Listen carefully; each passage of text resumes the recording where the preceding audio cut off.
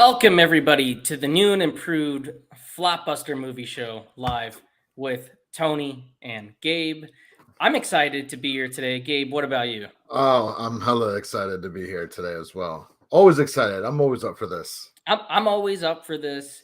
We got a lot to talk about. We're winging it this episode. No guest on today, but I'm very happy to be here. Hopefully, we'll get Connor and Gabe back. The other Gabe.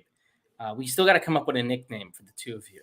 There's no nickname for him. Yeah, we don't know what to It's call him. Gabe I and guess other Owen Gabe. Wilson. Maybe apparently Owen Wilson, as somebody pointed out in the comments, that being Julian, said, "What is Owen Wilson doing on the show?" But You know what though? I mean, listen, my love and respect for other Gabe, right? But he does have a slight tinge of Owen Wilsonness to him. there's a little bit of Owen Wilson in there. Yeah, I think they're both from Texas too. Pretty sure other Gabe lived in Texas. Owen Wilson grew up in Texas, so they have that both. Oh, the Wilson boys from Texas? They're from Texas. They're Texas boys. Yeah. Interesting. Makes sense. How you doing tonight, man? Good. Yeah, just tired a little bit from work, but other than that, it's all good. You watched how many movies have you watched so far this year? You beat me. You blew past me. Yeah. So as of I actually had to stop watching. I was like 20 minutes away from being done with another movie. But as of right now, so I haven't included it. But as of right now, I have watched a good 111 movies this year. I'm going to be 112 right after this. I shouldn't have moved. That's what I shouldn't have done. I shouldn't have moved because that's how you were able to get me. I was way ahead of you.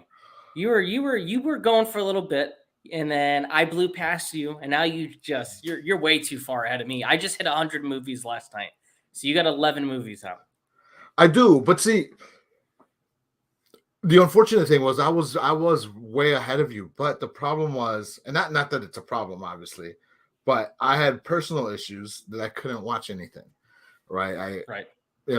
Well, I guess I'll just say it now, right? My grandmother was dying. I was helping take care of her, with all my love and respect, but I couldn't watch anything because I'd be there from like 7 in the morning, like 5 o'clock at night. Then I had to do things at home, and then I had to be right back at my grandma's house at like 7 in the morning. So like it was like a two weeks and a half time period, plus, I'm gonna say almost a month, right? With the wake and the funeral and all that stuff. It was like about a month that I didn't watch anything at all. Like maybe here and there some new releases just because to keep on top of those. It was like maybe one movie a week I was watching. And then that's when you blew past me. I was like, damn it. I was like, this motherfucker just beat me. And it's not like we have a competition, but it's a healthy competition, I guess I would say. Yeah. And then you started moving and you started doing all your stuff. And I saw your letterbox sort of like slow down its roll. And then as I was picking up more steam, and then finally it just overtook you again. Yeah, this month you really got me. I think I watched less than 20 movies this month. Last month, I think I watched might have been 50 in February, something like that. But I did see John Wick. I saw John Wick. I'm excited that I saw John Wick. I missed out on Shazam, which I wanted to ask you about because you saw Shazam last week. I did not see Shazam. I might still go see it. I just haven't had time, and it wasn't really a priority. Why should I not see Shazam? You're going to come out disappointed. So I felt like Shazam, and you know what? If there's spoilers or spoilers, I don't give a fuck. Come at me. I don't care. But if you don't want to hear spoilers about Shazam, just go ahead and, don't turn out. Just mute us. Don't turn us off. Just mute us. I'm going to say Shazam really it sucked. It sucked because you have the first Shazam, and it was like a sleeper hit, and you were so involved with these kids, and it was just a heartwarming story, heart of gold type situation. And then we get Shazam 2, and that heartwarming feeling that you got, it wasn't there. Like, gone. And it just felt very WB corporate greediness sequel. And you could tell there was problems. You could tell that, Zachary Levi maybe wanted The Rock, or he wanted Black Adam, or version of Black Adam in there. Like my love and respect to Helen Mayer and Lucy Liu. fucking, Hall of Fame actresses, but they seemed out of place in this one, and they weren't capable. I mean, it's just God on God. It was Shazam is a god, the powers of God versus gods. It's God on God. Like that's not I don't know. It's the issue that Black Adam had, right? It's just people punching each other, and it's CGI, and that's it, and then the movie's over. Yeah, like there was nothing to it. Like I don't know. It just didn't feel like it was made with any love, like at all. So I was going to ask you because recently there was some things that Zachary Levi shared. He's convinced that he's going to be a part of the new DCU, the James Gunn DC universe. He's convinced that he's going to be a part of it.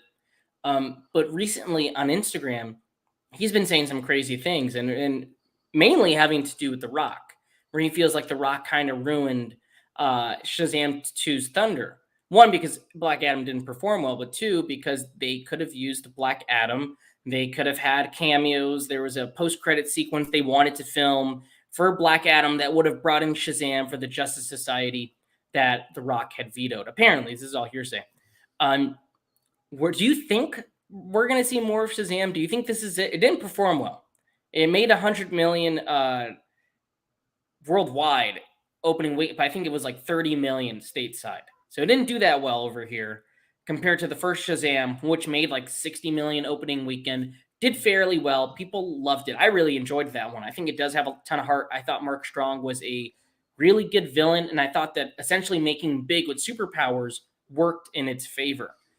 So what do you think? Do you think we're going to get a Shazam 3? Do you think that's it? I think David Sandberg has made it clear he's done making superhero movies. The guy seems burnt out. He's ready to just go back and make some horror films, which I think he should because he's a great horror director. I think Shazam would work more with like Peacemaker on the TV side of things. Don't think they're going to bring back Zachary Levi. I think they're going to bring him back as a minor character at this point. I don't think he's main. I don't think from the get-go he was main. The only reason why Shazam got into the forefront was because of the first movie, how much heart and soul was put into it, and you could tell everybody was having fun and everything.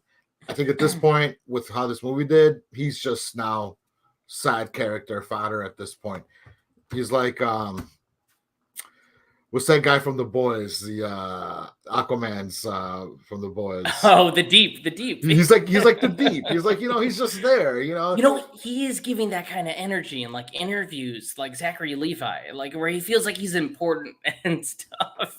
Where he's like, oh, I'm going to be a part of it. I'm going to be a part of this thing. That's exactly how the deep acts in The Boys. Listen, the whole listen, I'm big on comic books, but I'll be honest with everybody here, right?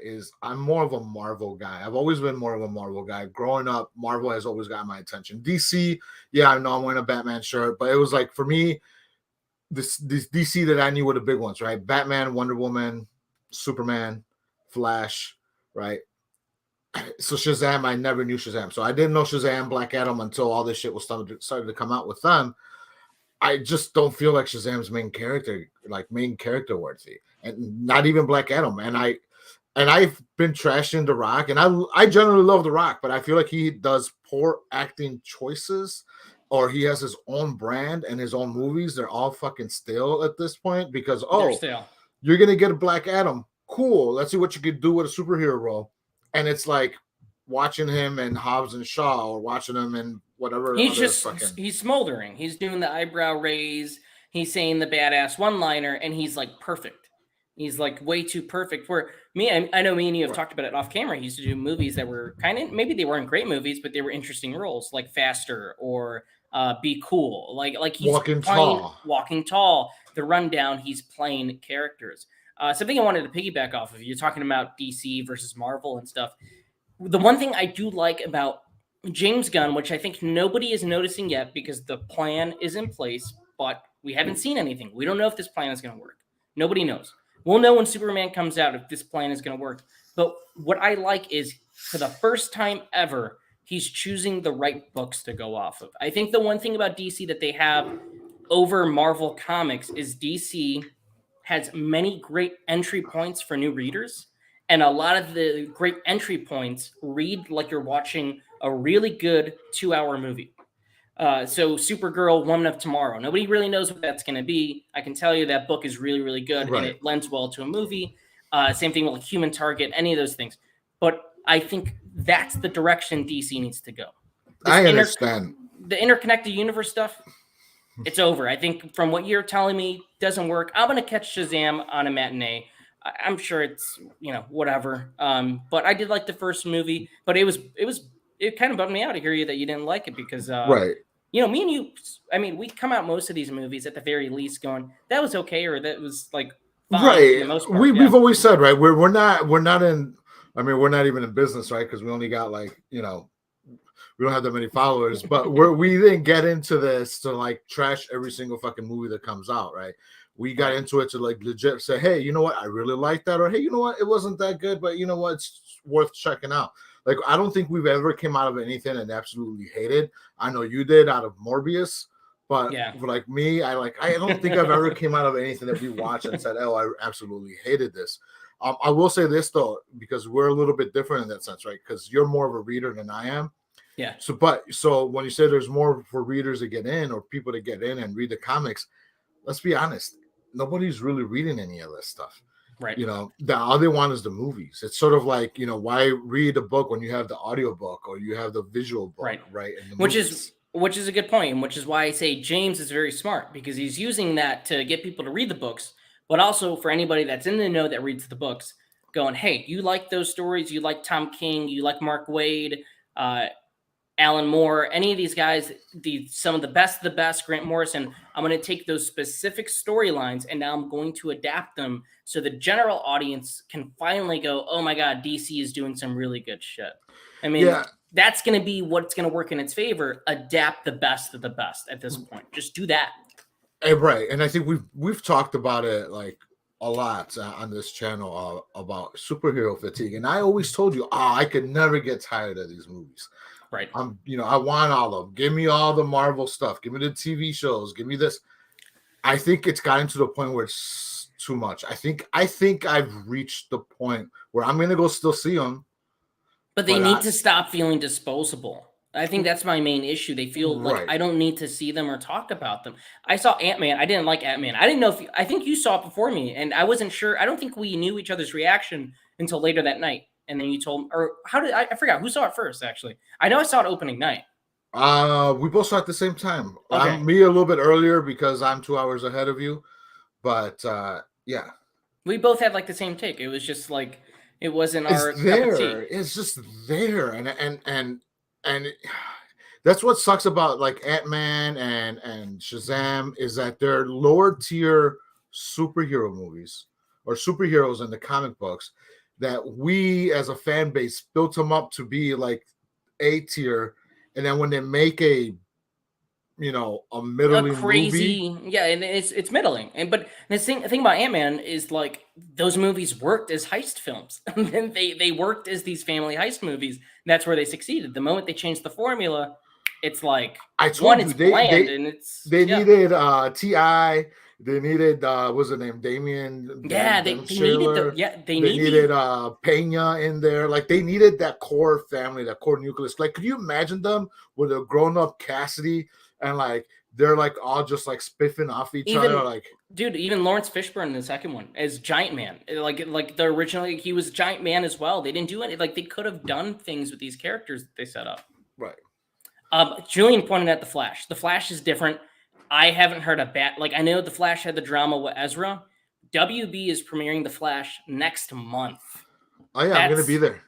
Yeah, we're gonna be both of us are gonna be there. But at CinemaCon, critics will be able to see the Flash like 3 months before the movie comes out. Reviews will be out like at late April, essentially. So that movie is apparently awesome. Tom Cruise asked for a personal copy, watched it, called everybody involved, and was just praising how good it was and how great it'll be in theaters. So I think The Flash might be something that's going to be really, really special. But I like the trailers. Actually, the Flash the trailers really won me over with that one. It has. And, listen, I think we both said, right, Ezra Miller needed to get help. I don't know if he's getting help or not, but he stayed out of the news. I've always thought Ezra Miller was a talented actor. He's a very talented from guy. Like the Perks of Being a Wallflower and like all the stuff that he's been talented. So I do hope that the Flash does really well. Yeah, Ezra. They've done. I mean, we need to talk about Kevin.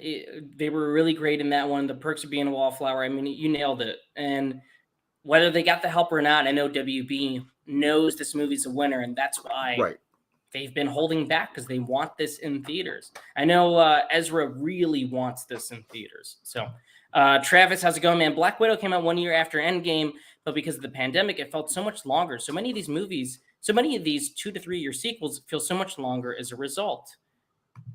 And he sent one more. So lesser performing franchises like Ant-Man and Shazam will now perform less as they're out of the attention span of an already smaller audience. That is a good point. That's I completely I would agree. Like we said, like Shazam, and then Shazam's fault is that you had Black Adam before it, and Black Adam did not help it at all. It did not help it, because everybody knows the lore. Everybody knows like Shazam should be fighting Black Adam. Yeah, and I don't think anybody ever thought those two would be separated up until The Rock started doing his campaign of, no, I want this to be its own thing, because he said that, 2009? Nobody ever thought it would happen.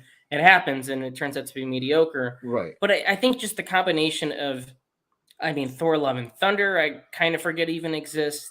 I did like Wakanda Forever a lot. I thought it was very emotional. What I would love Marvel to do, and I think we both love this, is Werewolf by Midnight. Oh, that was great. Werewolf by Night. I love Werewolf by Night, right? Why? It's like Marvel needs to take those risks. They just need to risk it. So, it's right.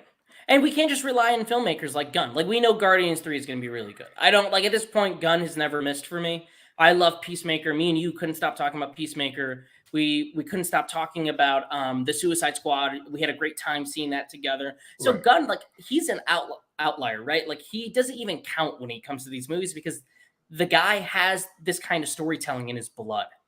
He loves making these. And it just feels like Peyton Reed, Taika Waititi, it feels like they're tired. It feels like they're just tired of making these movies. Let's just transition, because Jay joined us, and he brought up John Wick 4, one of the cleanest looking movies ever. Every shot looks so expensive because it wasn't all green screen. Okay, Gabe, I want to get your thoughts first. You gave me a little shorts for the channel. Just reiterate, what are your thoughts on John Wick Chapter 4? Listen, I don't want to be that guy, and it feels like I am, where I'm just like a victim of the moment. But when I came out of John Wick 4, I was like, that has got to be one of the best action movies in the last 20 years, 25. And I told you, okay, John Wick is its own thing. But what John Wick started, the first one, that was a sleeper hit. Nobody talked about John Wick. Yeah. John Wick was like, oh, hey, do you see Keanu Reeves in this new action movie? And all of a sudden, it through Redbox or whatever VOD, it just blew up, right? So as much as I love John Wick because it gave us the entire story, John Wick 4 to me was just that action movie that you had been looking for since, I don't know, maybe the Stallone days in the 80s, and the Stallone versus Schwarzenegger, the Van Damme 80s and 90s. It just felt like that type of action movie. There was plot, but within the plot, they developed the action. It was action and plot points going together at the same time, something that, you never seen in this franchise. I agree. I thought I saw this late at night because I worked and then I had to do some other things. So I got the 11 p.m. Dolby because I needed to see this in Dolby, big sound, big screen. And I loved this movie. I could barely keep my eyes open because I was so tired, and it's 3 hours. It does not feel like 3 hours. No, I was tired as can be, but my eyes could not be taken off the screen. And I want to bring up something Jay said. This movie looks beautiful. It's shot so fucking well. And it's all drenched in neon greens and reds. You can remember in 3 hours, they throw so many hand-to-hand combat scenes, so many shootouts at you. every moment feels like it's better than the last. Every action scene is like an all-timer and it's memorable. If John Wick was this sleeper hit small movie, John Wick Chapter 4 is like the good, the bad, and the ugly for like the 2020s. It's this 3-hour Western kung fu epic. Gun fu. And gun fu epic. And I haven't felt this way about an action movie. I mean, I've loved the later in Mission Impossible stuff, but I haven't felt this way since like Fury Road, where like Fury Road was so relentless and nonstop, and it was just so chaotic. And that's what this movie feels like, where it's just relentless and the action is just out of this world, and the characters are just so well defined, and it gives a fitting conclusion for John Wick's story. It does. What I thought was beautiful about that is I feel like you take all the first 3 John Wick movies and you take all their action scenes, and it still doesn't compare to like the amount of action that we have in 4. Like, yes, like everything that 1, 2, and 3 had, and everybody always came out of those and like, oh my god, that action scene, yada yada yada. Yeah, it was that on 4, like times it by 4. Like every single one felt important to the story. It felt important to the plot line. It just carried it on. Yeah. Going back to like superheroes, when Daredevil was coming out and everybody thought about those Daredevil stairwell scenes, the hallway fights. Right, the one take fights they did, yeah. John Wick, I don't know if it's one take, but I would just gotta say that fight towards the end in the stairwell when that was by far like one of the best fights I've ever seen. It's crazy because I don't even know which fight I would say is like one of the best I've ever seen, because there's so many in here that you could go on a top 10 list with, like, some of Jackie Chan's best work, or Stallone's best work, or Schwarzenegger's best work. Everything feels like it was made with love. Chad Stahelski, who did all 4 of these movies, he's doing the new Rainbow Six. The guy, if there was ever a movie that is his masterpiece, I feel like this would be his action masterpiece. I feel like this is one of those, like, the studio let him do his thing. And like, this is his movie. This is the most pure John Wick movie out of the 4, with the best characters, the most defined action.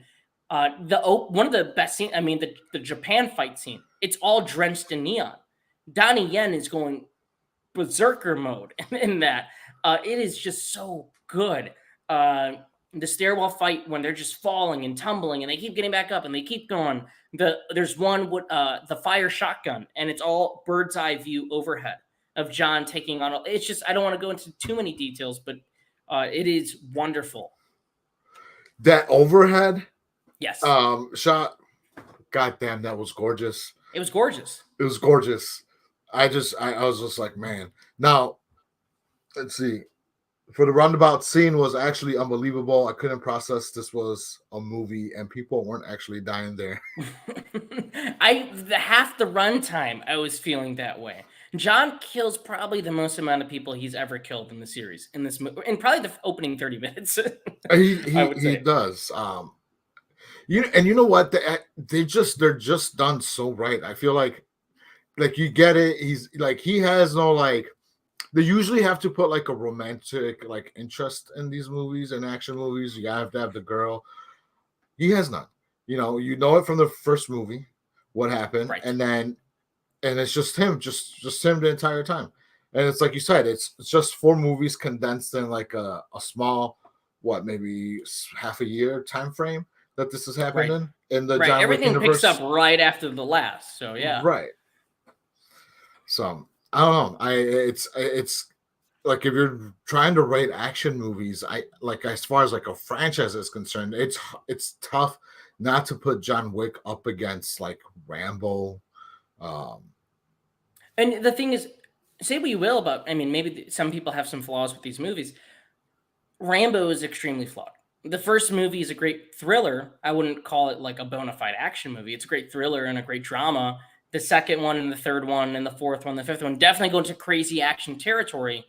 But in terms of like a perfect series of movies where they don't really let their foot off the gas pedal, there's not too many kinks in the armor, it's John Wick.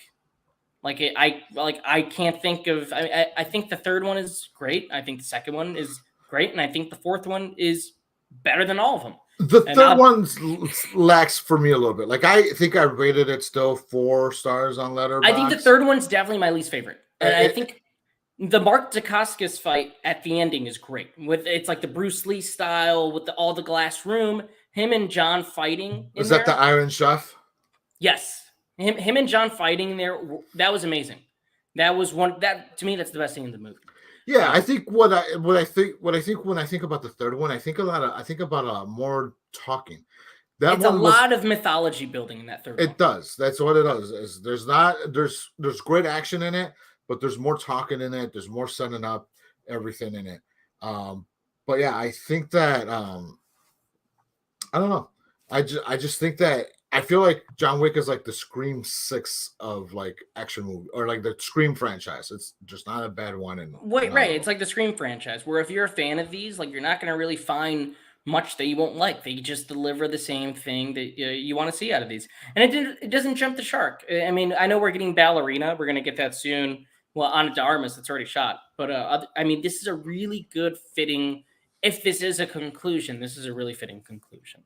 Right. Travis says a lot of the action in the first Rambo looked unplanned. It really was. The cop car sliding down a ditch during the bike chase looked accidental, and I'm like, yeah, that's for me. That's why the first Rambo, as good as the action is, it's definitely more about like this man that's like, society has turned their back on him, and he's got a really like depressing kind of life. I would say Rambo 2 through 5 is where it like just becomes chaotic video game action movie. Yeah. Which is what John Wick is from the start, but carries that through. I mean, again, this movie is just, it is insane. I mean, even if we started to break down the action, which I don't want to get to spoilers, we would just be going on forever because there's about 10 different set pieces in this movie. Right. And it's weird to me because, you get all these news that comes out, and it's weird to me that all these other actors passed on the John Wick role. Because at first they wanted actors that were like in their 70s, like just really old actors. So I forget some names out there. I think it was whatever it was. They all passed on it, and then they settled on Keanu. They're like, oh well, how about we make him in his 50s? Like a seasoned vet. And it works. Like Keanu came out of nowhere with this, and it was just like it was nice to have him back.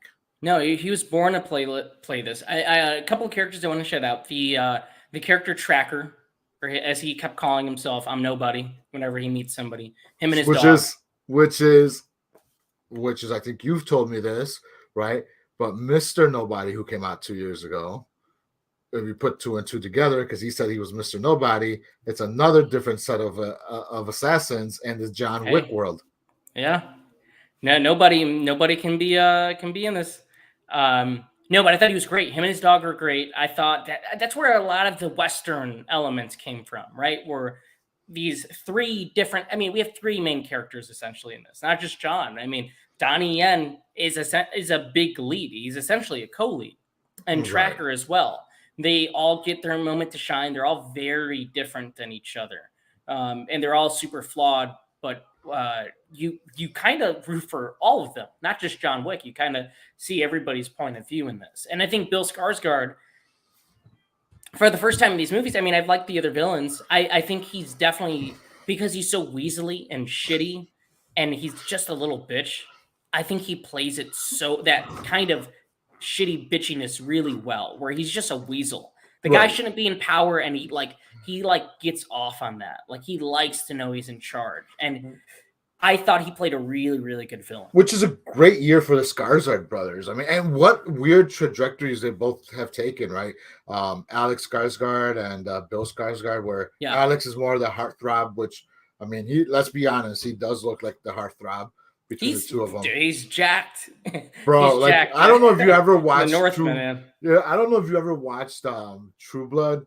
But I mean, shit. I mean, I don't roll that way. But if he came in my window and tried to bite me on my neck, I'd be like, "Yo, dude, let's go." He's jacked, man. He's got abs. He's got abs for days. But Bill doesn't have I mean, he's, I guess, good looking in his. He's own sexy way. in his own way, and like that weird, quirky, and that Johnny weird, quirky Depp way. Kind of way. But like he has his own lane cut out here with John Wick and it and like this whole. He's a character actor. He likes playing weirdos, and I think he's really good at doing that. Yeah, I just want more Skarsgård brothers, I guess. I like them. I want to see them go up against each other. Which That would be who would cool. you take? The two Skarsgård brothers, or would you take the Chris and Liam Hemsworth? Like, which ones are you taking? I think I would take the Skarsgårds. I think they have a lot more going on. I like Chris Hemsworth, but I don't know about Liam and the other guy. Like, I don't know. Like, I don't know what's really. How Like, what about if have we they done throw in that the like? Wilson brothers? Maybe the Wilson. I feel like maybe I'll take the Wilson brothers. Andrew pops in from time to time. Luke is great, and then I mean, come on, Owen. No, I guess the only other brothers would be I don't know, the Murray brothers, the Wayne's brothers. the Wayne's brothers. There's like 10 of those guys. Yeah, they roll deep, and they have all their nieces and nephews. They do. The Waynes are a huge like Hollywood family, which is weird. They're an empire, man. And then the Coppolas. The Coppolas just they don't end. The Coppolas just keep going. Like you have Jason Schwartzman, you have Talia Shire, you have Nicolas Cage. It just doesn't end. Roman Coppola, Sofia Coppola, the grandkids. It's Gia Coppola. Like holy fuck, how many of you are there? Could some of these families like adopt me or something? Like, That's can what I be I'm like, saying. it's like nepotism at its finest. Come on, it's all good. Charlie Sheen and Amelia need to come back. I feel like Amelia was in a little bit with the Mighty Ducks thing, and then he like didn't want to get vaccinated, right? And he like quit the show. Correct. Yeah. And then Charlie, I think he's like sober. I don't think Charlie Sheen is really doing anything. Is he sober? I don't think that's what I hear. I don't think you could come back from like drinking tiger blood and hookers and blow. His winning speech is one of the all-time greatest TV moments. It is. That shit was quoted by me and like everybody in my inner circle for like 2 years. Everything is just like by winning, right? The best thing he could have ever said. I mean, here's the thing: is I think like I think there's a limit in Hollywood, right, where you could get caught and done with like blow and hookers and all that stuff. Yeah. Like I think. Robert Downey Jr. hit his limit. I think it was like maybe it was 2 or 3. And then, he finally had his comeback and now he's been good. But Charlie Sheen's like on his like 4th or 5th like tirade and stuff like that. Same thing with like Mel Gibson. They're all like on their like last legs and nobody really wants to work with them, but they want to bring them back. They're not too sure about it. I feel like Mel's a weird case because Mel said a bunch of shitty, terrible things. And he was out of the limelight. Everybody's like, fuck Mel Gibson. He's a piece of shit. He does his whole Passion of the Christ thing. He lives off that. Apocalypto.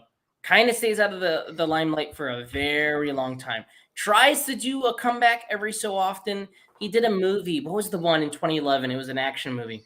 I can't even remember it. Dragged Across Concrete? No, not that one. I can't remember. But anyway, he comes back with Hacksaw Ridge, and he does Get the Gringo and Bloodfather. And everybody's like, it's a Mel Gibson comeback. And there's another crowd of people that go, no, it's not. And he kind of gets shunned out of the limelight again. No, because he had another tirade with his girlfriend and on voicemail. That was all the same tirade, though. He had that tirade, and then I think in the back of the cop car, he said some more terrible things, all during his drunken tirade. But then he tried, again, Drag Across Concrete, Bloodfather. All these movies happened within 2015 through 2017, 2018. And then now I guess he's trying to do Passion of the Christ. He's a weird case because I feel like... Passion of the Christ 2, The Return of Jesus Christ? The christening. I don't know what it would be. I would watch that. The Return of Jesus Christ. Zombie Jesus. Zombie Jesus. I don't know. Mel is a weird case because he is such a talented icon. He is. I don't think you come back from the things he said. It's a lot of people that just aren't down with that, and he never really apologized. No, that's the major thing. He which sort of sucks because I think it's the same thing. Like for example, Kanye, right? Yeah. It's shit that you say that's. I don't know. You could come back from that. Yeah, and it's not even about like if I defend him or if you defend him or somebody we know goes, oh, but I'll still listen to his music though. She's like, yeah, but it doesn't matter. Like you just can't come back from that. Like if you want, it would be cool if Kanye came out and denounced these things and got help. It's just not going to happen, and he's too far gone. He said all these terrible things, and that's it. Mel's a weird case because he said those while he was drunk. Terrible, terrible. Should have just apologized. Never apologized. He's kind of just like really hoping the public just accepts him back. And no, everybody's like, well, it doesn't really work that way. Right. That's what's holding up Lethal Weapon 5. I feel like it is. Yeah, I think they just don't want to give that to him. And plus, Dick Donner died too. It could be another thing where they don't want to do it without. And also, how many times could fucking Danny Glover be done with this shit? Like how? He legit is too old for this shit. At this point. They are very old for this shit. I would. You know what? I'm always saying don't remake everything. Like I'm not big on the remakes, but I mean, if every so often you get some good ones. I think Lethal Weapon is actually something you can reboot. I think if you don't do the same story. I think just have Murtaugh Riggs. I think you can do it. Yeah, you can. I think you can. Get Bradley Cooper and Idris Elba. There you go. When Robert Downey Jr. did Weird Science, he'd take shits on the floor. The floor is his castmate's trailer, and frame his co-stars for it. True story. I believe it. I believe it. RDJ seems like the type of person that would do that. Travis, you bring up a good point, Bruce Willis, because everybody was crapping on him publicly for a little bit, and now they're pulling back. I think older actors will get leeway in the coming years. That's a good point. Bruce was kind of seen as a douche, and once everybody realized he was suffering with something pretty deep. But also they said that he's not going to act anymore. So like he's going to get his flowers because of the Die Hards, all the movies that he did. At this point, though, he is no longer going to be acting. So, like, I never got the hate for Bruce. I like Bruce. I know Kevin Smith hated working with him. I love Kevin Smith, but I know. Hey, I worked with Bruce Willis. He had a terrible time making Cop Out with Bruce Willis. But, like, I don't know. I've always enjoyed the stuff that Bruce Willis has done. Armageddon, to me, is one of my favorite Bruce Willis movies. Armageddon's a lot of fun. I even Hudson Hawk, I have a lot of fun with. I know a lot of people don't, but I like Die Hard. I like all these movies that he's done. He's Butch Coolidge. I think the Bruce Willis situation is sad because he is an icon. You don't want to see anybody go out that way. It's really like that. What he has is kind of scary. Right. You want to go out on your own terms. Like, I don't want, like, if I'm going to go out, I want to go out on my own terms. I don't want some disease like, asphasia to just come in and fucking dementia. Like, I'm going out with dementia at 60. Like, what the fuck type of shit is that? It's terrible. Steven Seagal, however, sucks. I have heard this. I wouldn't doubt that he's a bad person. Also, he beat the shit out of his wife, I'm pretty sure. There's something about Stevens with a PH that, like, are a little bit iffy. Hudson Hawk and Last Boy Scout are two of the best Die Hard sequels. I love The Last Boy Scout. A lot. So do I. Him and Damon Wayans were so good together. I think that's an underrated film from the 90s. I don't know. Like I said, what were we talking about? Comebacks? How do we get onto that from John Wick? Because that's what we do. That's what we do. I wanted to mention real quick because I'm a huge guy of possession movies. Did you see the trailer for The Pope's Exorcist with Russell Crowe? Yeah, that's the director who did that. He did Overlord. I really liked Overlord, and he directed that one, and he's directing this. That looks so good. They played the trailer. Yeah, they played the trailer during John Wick. Yeah. It looks fun. I like that we're getting things that we haven't been getting in a while, like Exorcist movies, comedies. Like, did you see the trailer for the it's like, I forget the title. It's a road comedy about these Asian American friends who go to I want to say that it's called Tag Team, but I know that's not it. And that's Joyride. I think it's called Joyride. Yeah. It looks like a lot of fun. Like, we're getting raunchy comedies again. Like again, the Jennifer Lawrence one we talked about like a week ago. That's like we're getting actual like Strays, like it's all these different things that like I didn't think we'd see the return of a lot of these movies on the big screen. Right. I think that one of our mutual friends, my cousin and your friend Hector, sent us a message or like a news link today where Apple's looking for movie distribution. I think I want to claim it at 10:10 here Central Time on March 24th. I'm gonna claim that streaming is on it's dying. It's not dead, right? But it's just starting not to process. It's not sustainable. It's not profitable. They know it's not profitable. So they're looking to, like, Apple's now looking to put their stuff on movie theaters. You make money. You make money that way, man. I mean, Amazon was the first to do it. Amazon is rolling out in nearly 4,000 theaters for Air in 2 weeks. Which I'm seeing next week. Lucky. I try to get the screen. I won't be able to see the screen, so you'll be able to see it. You give me a short, and Bro, I'm wearing my fucking I'm wearing my fucking Jordan jersey, my fucking Jordan fucking sweatpants, my Jordans. I'm excited. I'm gonna be all Jordan out. I'm gonna be all Jordan out too. I'm actually, now that I can't see it during that screening, I get off early the following Tuesday when it does come out. So I'll see that and Super Mario Brothers back to back as a double feature. Damn you. Yep. I'll do that. And then I'll try to see Dungeons and Dragons next week, because I couldn't. There was another screening for Dungeons and Dragons that me and you talked about this past week. It was both go. Yeah, I couldn't go. I had the tickets. I bought my tickets 7:00. And then shit happened at work, and I work at like an hour away from home, and I was like, I need to leave work by like 5:30. Like 5:30 is my cutoff time. I get home 6:30.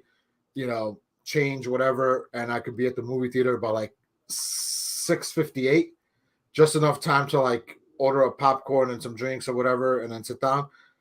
I got off work at like 6. There was like no way I was gonna make it for Dungeons and Dragons. It was the same situation with me, and I was like, like it's the screening. It was like one theater, like a few towns away. So I was like, whatever, I'm not gonna go. But so Travis, I'm gonna say on your comment right there, right? That's the reason why. No, the one down there about Air. Oh, okay, yeah. The one thing that I was telling, I was telling Jess, I was like, hey, do you want to go see Air with me, or is this gonna be like a boys night out? And she's like, well, what's Air about? I was like, oh, it's about, Nike and Jordan. And she's like, oh, so it's a movie about Jordan. I was like, no. I was like, it's a movie about the Air Jordans. Oh, about how, they came to be and all this. I was like, no. It's a movie about sneakers and the marketing of sneakers. She's like, oh, shit. She's like, I don't want to see that shit. I was like, it's Ben Affleck and Matt Damon. She's like, no. She's like, why? She's like, why would I want to see a movie about people marketing gym shoes? I was like, I guess if you simplify it that way, it sounds kind of lame. But I think that for sports fans, I mean, basketball fans like us, it's like that mythical kind of story of how Nike, who was down and really bad in the 80s and was just this track shoe sneaker, signed the greatest basketball player of all time before he was the greatest basketball player of all time. Because look, he was about to sign with Adidas. Jordan was about to sign with Adidas. The only reason why is because freaking Adidas wouldn't give him a signature shoe line. They just wanted to bring him into the fold under the Adidas umbrella and have him wear one of their Adidas basketball shoes. I think it was like the Superstar. And he was like, well, no. Nike comes in like, hey, we'll give you your own signature shoe line. And that was it. That was only it. Adidas was giving him more money. Adidas was giving him more, whatever it was. It was just a signature shoe line that he wasn't getting with Adidas. It was that like thing that they knew, like, this guy's going to be special. We'll put everything in him. And then for me, that's like why I'm excited about the movie. Like I love seeing movies where it's just dudes screaming at each other in the office, making business deals, like Moneyball or Draft Day, Jerry Maguire. Like, yeah, I want to see these kind of movies again. Like, and Matt Damon and Ben Affleck, the last duel was so underrated. Nobody saw it. It came. I still haven't seen it. Oh, you got to watch it, man. It's so good, so good. And isn't Adam Driver in that? He is in that, and I think they realized, Ben and Matt, like, hey, let's just make movies together. Like, let's just go back to making movies together. We'll just make what we want to make, and if people see it, they see it. You know who did that? J-Lo. J-Lo brought them back together. J-Lo did, and she's actually going to be in the next movie they're doing. They're doing some wrestling movie next under their company. This is their new company that they put out, where it's like artist equity, where everybody on the crew gets paid way more on their movies now. Nice. So that is cool. That's really cool of them. And, Travis, you brought up a good point. These new movies where it's like these office movies like Tetris or Blackberry. There's another one I'm missing. Air. Well, obviously Air. But that is a new trend, it seems like, this year, where it is like the corporate Pop-Tart is coming out. There's one with Eva Longoria. They're making a movie about the making of Pop-Tart, directed by Jerry Seinfeld. And then there's another one in the summer coming out, directed by Eva Longoria, not Barbie, but Flamin' Hot, about the janitor that created Flaming Hot Cheetos and pitched it to Frito-Lay. So we're in a whole new genre. The superhero genre is gone. It is the corporate genre. You know what, though? Like, again, and we're going back to this, but it's a nice reprieve that, you know, we have horror killing it at the box office. We have these comedies coming out. We have these weird Tetris, you know, Nike shoes, Barbie, all these weird freaking corporate brand stuff. And we have a Transformers, you know, Beast Wars movie coming out. Like, it's nice. It's like it's either like superhero at the box office and then like weird romantic comedies on like Netflix and Amazon Prime. Now we're getting like everything in theaters. Everything in theaters. Just everything.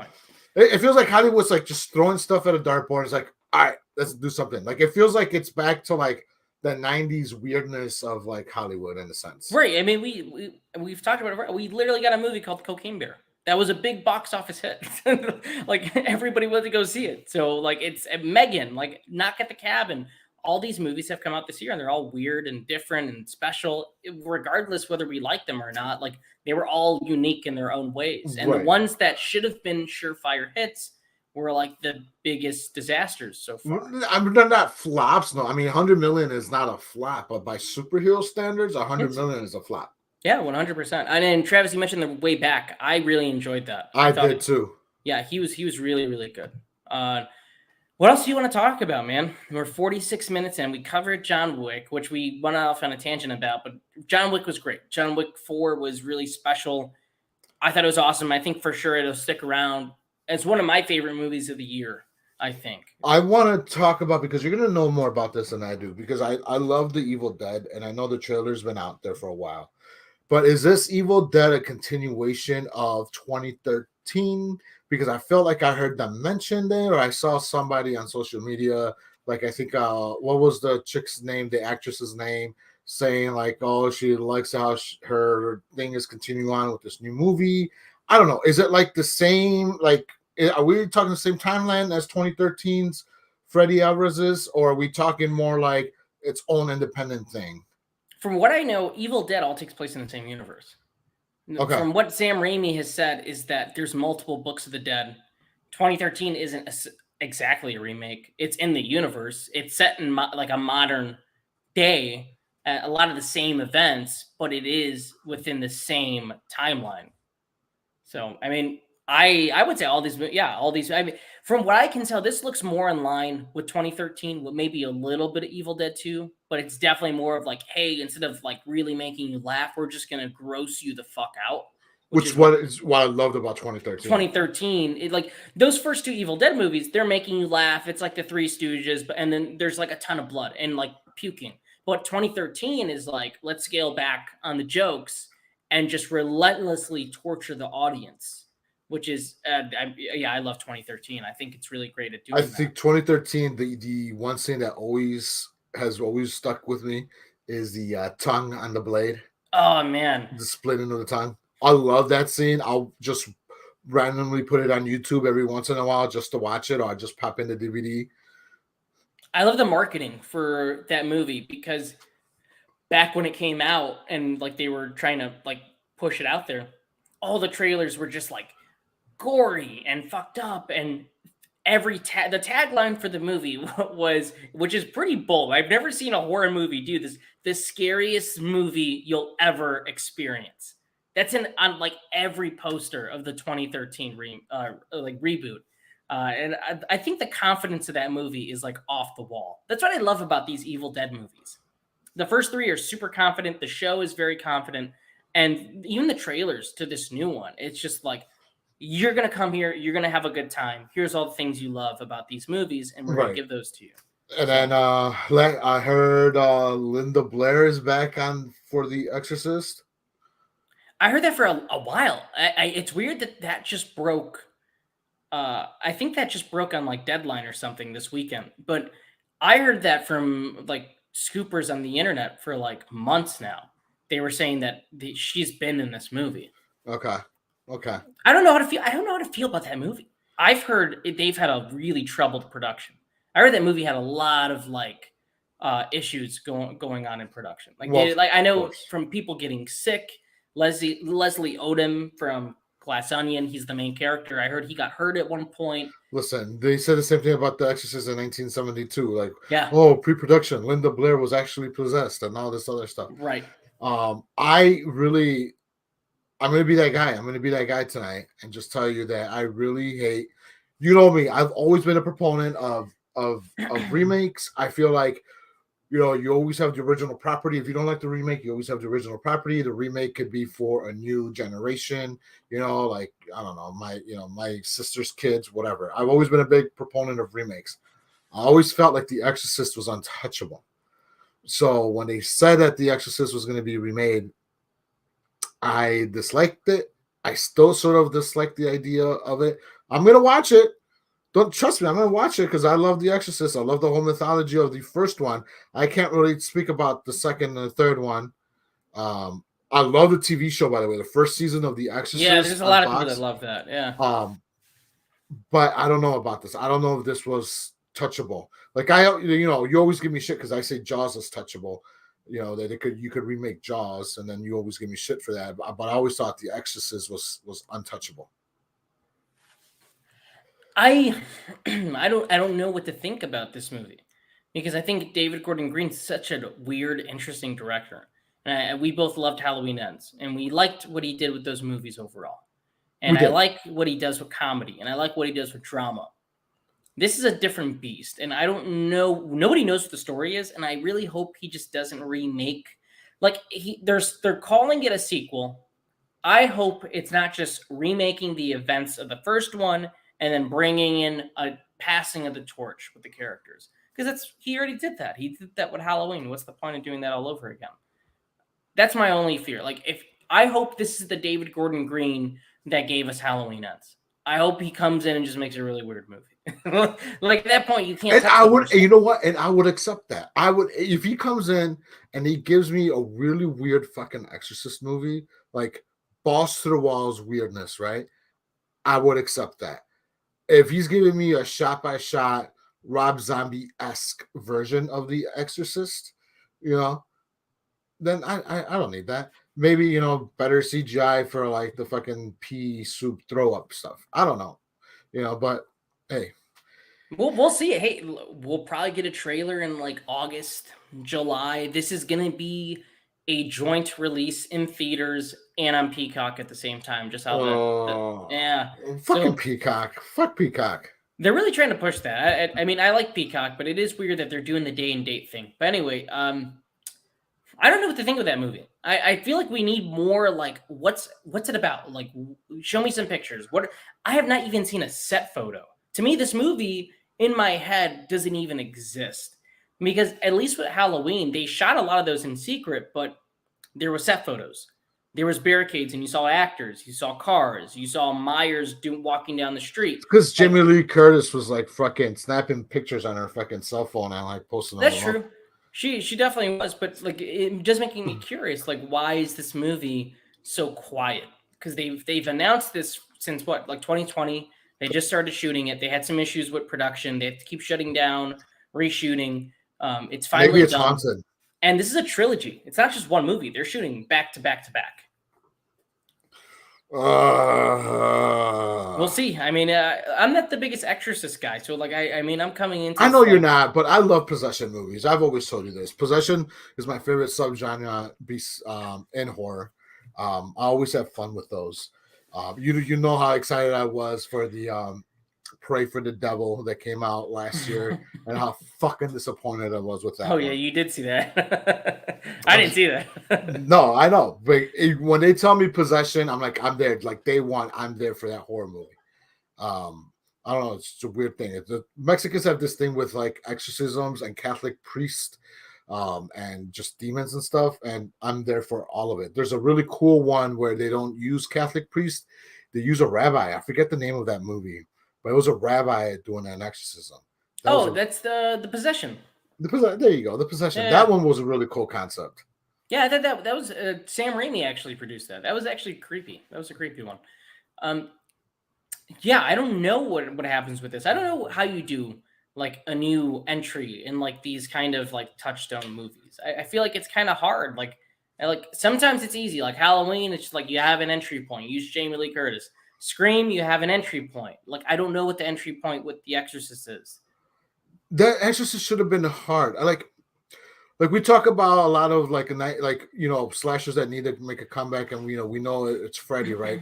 But Freddy is so hard because so many people love Robert Englund, myself included, but he's old.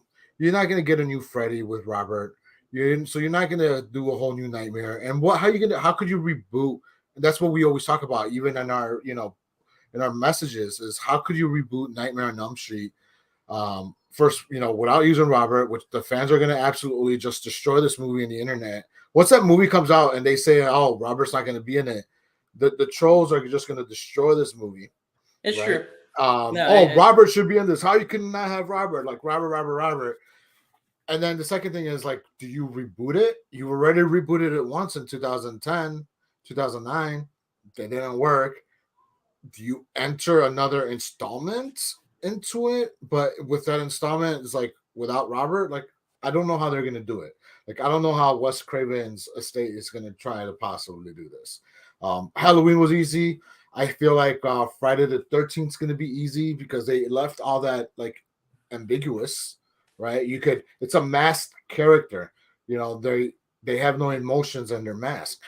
Freddy, it's a burned face. That's a real character. That's a real character. That's somebody that Robert Englund kind of, he made it his own, and he's the only one to really play Freddy. So like the masked characters, you could have any even fucking Texas Chainsaw Massacre, right? He's wearing the face. It's a mask. So it's pretty hard for them. All right.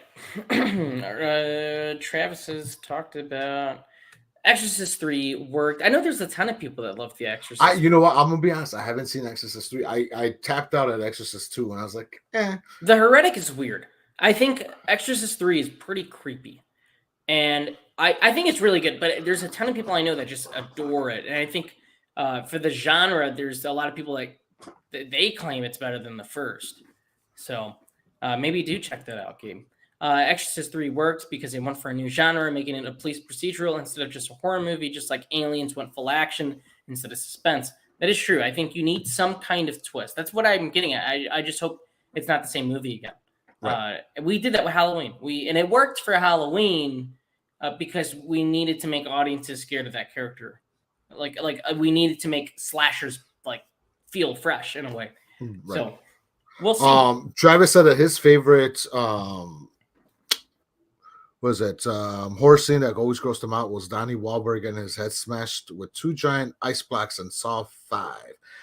What's your favorite death in a Saw movie? What's your favorite trap? I think the one trap that I thought kind of freaked me out. I don't know. It's not really a death scene because did somebody die in the scene? I don't even remember. It's the needles when they jump into that pit of needles because they have to get something out. Like, oh, needles kind of free. Like at the hospital, that's fine, but the idea of jumping into all these fucking it freaks me out. As a Lincoln Park homer, I gotta go with Chester Bennington getting glued to the back of the car seat, and like the skin just like fully like removing itself. That's what I'm going for. But you know what? And I know we're coming up against the clock here real quick. I was just gonna say that escape room is like Saw light. It's like Saw for kids. It's like what I get like escape room to be when I watch the first 2 escape rooms. It's like, it's like Saw, but like for kids. Yeah, I haven't seen those. Victoria really likes those movies. She says they're a lot of fun, and they were really successful too. But I was going to mention, you mentioned Chester Bennington, and he was. I was watching Crank the other night, and I think he's in both Crank movies, actually. Yeah. So it's fun to see him in there. He was trying to do something else besides Linkin Park, which they came out with a new song. I was like, all right, you got a new song, like a song that they recorded was it now like 22, 23 years from their Meteora CD? Oh wow. Yeah. They have one of the best opening songs to a movie ever. One of the best openings to a movie. Transformers. No. Miami Vice. Numb Encore opening Miami Vice, one of the coolest scenes of the 2000s. Numb Encore, you're talking about that's a Jay-Z Linkin Park collab? Yep. Oh no, to me they have it's the Transformers. They had the 2 songs that they did for the Transformers, New Divide and What I've Done. What I've Done, yeah. That really made that movie. Like I feel like that summer everybody really knew that song because of Transformers. Of course. But we'll talk more about Transformers another day. We'll definitely. I can't wait for fucking July to come here and fucking be just talking about fucking Beast Wars. Be like, Beast Wars was a fucking shit. I think everybody's ready for a big dumb Transformers movie again. I feel like people are more I think we took those for granted. Like we really need those back a little bit, just to as palate cleanser in a way. Yeah. Yeah. Iridescence from Transformers 3 was the best. You know what? I can't I'm like Linkin Park was like the first band that I listened to when I transitioned from just pure hip hop. It was easy to go from like pure hip hop to I guess new metal at that point in time with Linkin Park. So Linkin Park's always been like my number one rock group of all time. And that's just gonna be people are gonna fucking come at me. I don't care, come at me. But when you go from listening to NWA, Snoop Dogg, Tupac, Bone, and then all of a sudden you're listening to rock, and there's my transition was Linkin Park. So I was all right, that's my band. So I would say all 3 of their songs for Transformers was the shit. I can't I could put on any Linkin Park album, even their newest shit, and just be okay with it. I could just listen to it all day. Nothing wrong with that. I mean, there's worse bands to be big into. I mean, everybody loves Linkin Park, right? Their last album, One More Light, is an underrated masterpiece for me. What do you think of that? It is. I felt like I got a sense of their old stuff with a mixture of their new stuff. And what sucks about that album is that I bought tickets to go see their concert. Their concert was in August. So I was waiting. It was going to be the 4th concert I was going to go to. And then shit happened with Chester and 2-3 months prior. And I had to, I was like, what the fuck is happening? And the tickets, had to cancel. That album didn't get its legs because that came out in early spring. By June, he did his stuff. And then Linkin Park just shut down after that. And it was just that album didn't get its full legs to really see it through. But that album, like you said, it's one of their best from the newer stuff that they've done. Very heartwarming stuff. And when you listen to it and you hear Chester's pain in his voice, you could really feel that coming through. Also, on another personal note, when my stepson died, right, he and I were big Linkin Park guys. We both were loving that album, and then that one more light that always reminds me of him. And so shit, man, I'll be listening to that shit, or I'll be listening to something. That song comes on, and I'm fucking crying. It's somebody's cutting up onions just because it reminds me of him. Oh man, it is. You mentioned that as it's just when I can't think of another artist recently that passed that really hit everybody, a lot of people, not just fans, but a cultural moment really hard. And his passing touched a lot of people. It did. I mean, I know a lot of people when Prince died, Michael Jackson, but those are on a crazy level, though. Right, but at least for me, I think when Chester died, it was just more personal because when I was younger and listening to him, and I think that's where a lot of people came from. People you that were huge fans of Linkin Park. Right. So, but anyways, it was a fun show tonight. I greatly appreciate Travis staying with us all night, being with us and commenting and helping us through on this random night of just talking points here. I know we definitely could have. I could have really organized this, but we have fun sometimes just coming in here doing this, and we kind of been doing that lately since we came back. I love this. You know me. I love going on a fun fucking tangents where we're just talking about who needs to make a fucking comeback and who doesn't. I love that. Yeah, I think. Well, maybe we'll try to bring some guests on. We'll try to do something, and I think I have so much fun. We have Connor on. We have Gabe on. Other Gabe. It's kind of demeaning when we call him other Gabe. It is. And I was gonna say let's go by his initials GT, but I have the same initials GT. You guys are both GT. We're both GTs. Who the fuck? That's just fucking absurd. Same initials. Same It name. is weird. We got to figure out some guests to bring on. We got to bring some fun people to come on, talk about topics with. I don't know, whatever you want to talk about next week. We'll figure something out. But this was fun. Talking John Wick 4 was great. Go see it. I know Travis said he video. hasn't seen any of the John Wicks. I would say check them out. They're on Peacock, but if you don't pay for the free Peacock, they have ads in them. So I would just rather you buy them or actually rent some VOD, pay for them, because it sucks watching John Wick with commercials. It really does. I watched the first one on Peacock with commercials, and it was breaking a lot. I didn't expect that. Which is weird. I watched the first one. I don't have the first one. I own the second one on 4K, and I don't own the third. Like, only own the second one. Like, what the? I don't know what the fuck's. I own 2 and 3. I don't know why. I thought I owned the first one. I guess I don't. But now I'm gonna have to buy that. But, Best Buy has the first 3 Steelbook collector set with like John Wick pictures of him and his wife together, like limited edition shit for like $70. Yeah, but now I'm just gonna wait because the 4th one's there's gonna be a whole complete set. Might as well just do that. I don't know, Gabe. We got anything else to add before we wrap up? No, just again, I just want to thank everybody who was in here and chatting with us, and thank you so much for supporting us. And you know, we're gonna try to make this fun every week again. Yeah, no, I agree. I have fun doing this. I have fun doing it this way. Maybe sometime in the future we'll go back to the old format, but I think this is more fun. I have fun doing this. Yeah. So thank you for everybody that tuned in. Make sure to like, comment, subscribe, share, and we will see you next week. I will figure out what that is going to be, who we're going to have on, and I won't reveal it the day of like we did today. That was my fault. I'll make sure to have that pumped up and ready and put aside for Wednesday, and I'll announce it then. Thank you for joining us tonight, Travis. It was a lot of fun. And we will see you guys next time. And make sure to see John Wick because it was great. Yes. See you. Good night.